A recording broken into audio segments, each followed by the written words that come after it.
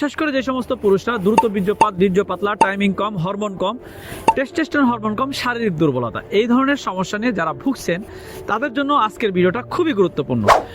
আগেকার রাজা বাচ্চা যারা ছিলেন তারা বেশিরভাগ মানুষই বিভিন্ন ভেষজ গাছগাছালি সেবন করতেন, যেটা সেবন করার ফলে তারা একজন সুপুরুষ হিসাবে তাদের স্ত্রীদের কাছে পরিচয় দিতে পারতেন।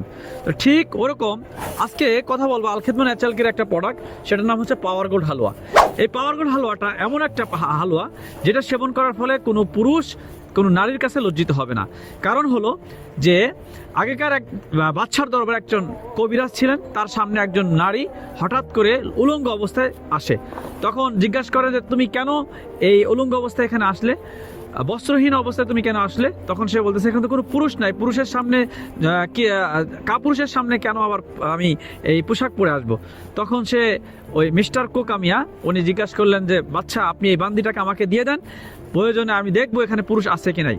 পরবর্তীতে সেই বাচ্চা তাকে দিয়ে দেওয়া হয়। পরবর্তীতে পরের দিন সেই নারী আবার কাপড় পরে এসে তখন জিজ্ঞাসা করা হয় যে আপনি কেন আজকে কাপড় পরে আসছেন? তখন বলতেছে না এই দরবারে একজন পুরুষ আছে।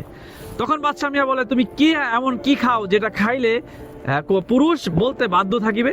তো তারপরে সেই মিস্টার কোকামিয়া আমাদের এই পাওয়ার গোল্ড হালুয়ার যে ফর্মুলা, এই ফর্মুলা একটা হালুয়া তৈরি করে দেন বাচ্চাকে। সেই বাচ্চা খেয়ে বাচ্চা 4টা স্ত্রী রাখেন।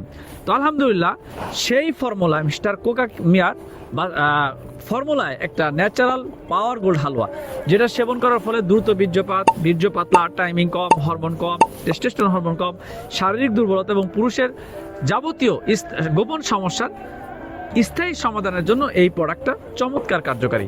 তো যারা দীর্ঘদিন ধরে স্থায়ী সমাধান খুঁজতেছেন, কোনো প্রোডাক্ট পাচ্ছেন না বা বিভিন্ন জায়গা থেকে প্রতারিত হচ্ছেন, নিজের দাম্পত্য জীবনে সুখী না, তাদের জন্য এই প্রোডাক্টটা চমৎকার কার্যকরী। তাই যাদের এই প্রোডাক্টটা লাগবে তারা সরাসরি আমাদের স্ক্রিনে দেওয়া নাম্বারে যোগাযোগ করেন।